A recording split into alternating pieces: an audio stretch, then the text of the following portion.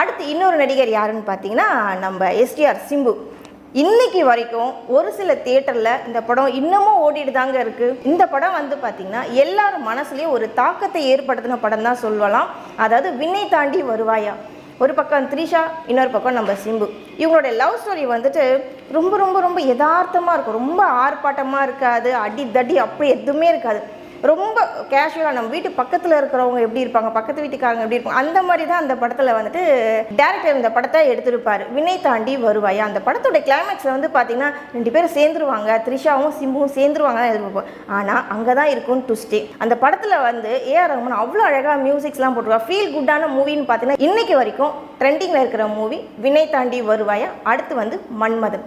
சிம்புவை பற்றி பேசிட்டோம், அடுத்து தனுஷை பற்றி பேசாமல் இருக்க முடியுமா? தனுஷோட 2வது படம் பார்த்தீங்கன்னா காதல் கொண்டேன். இந்த படத்தில் திவ்யான்ட்டு அந்த பொண்ணு பின்னாடியே சுற்றிட்டு இருப்பார். அந்த